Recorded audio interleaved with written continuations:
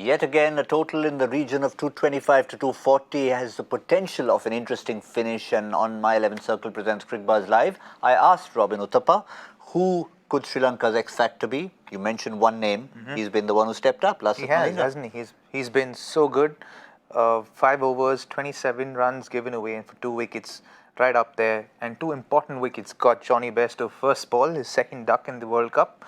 And you just know that when you get a wicket up first ball in the first over, you're going to push the opponents back, and they have done that. And then they actually slowed the run rate down, the game down. And 15 overs, 50 for 2. Hello, Mr. Mr. Vaughan. I think it'll be an interesting story from here. It certainly will be an interesting story, but Sri Lanka still will be hoping to have a bit of backup there. They've got No.1 Pradeep, who's bowled an excellent spell. If you just have a look at the bowling figures, I think that'll tell the story along with Malinga. Look at Pradeep, 6 overs, none for 12. So while Malinga's got the wickets, Pradeep's kept it quiet at the other end. Remember, they still have Isuru Udana left to bowl. He hasn't bowled well as yet. He bowls extremely well in the death. So I think he's someone who's been saved up for that 30th over to 50th over kind of spell. I think that's when he'll bowl a little bit. Maybe he'll even bowl now after the 20th over. But you know that the death overs, he's going to bowl in tandem with Lasith Malinga. Maybe a couple of overs from No.1 Pradeep as well. So I think they want to finish off the spinners now.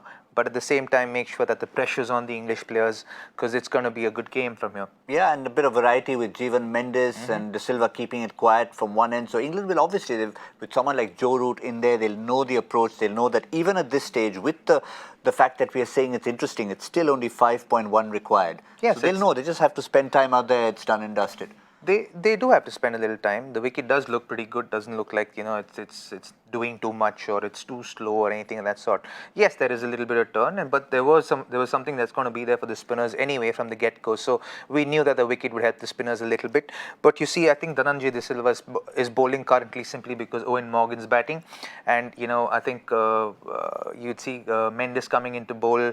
I think when at the dismissal of Owen Morgan, you see the leg spinner coming into bowl when 2 right-handers are batting. So it's an interesting match. I think the next 10 overs will kind of define in which direction the match is going right now. Long tournament. We said England have stamped their authority after that win against Afghanistan, but you wouldn't mind a match like this, provided, of course, they get over the line, that you'll see different kind of matches, different situations building up to a semi-final. Well, yeah, I think it'll be good in every aspect for England to have a few close games, to see that they've held their nerve before they go into the knockout stage. So it'll be pretty good for them. But I don't see the result of the game being any different than what I said in the halfway stage. I still think England will go all the way, but I think Sri Lanka will really make them work for it.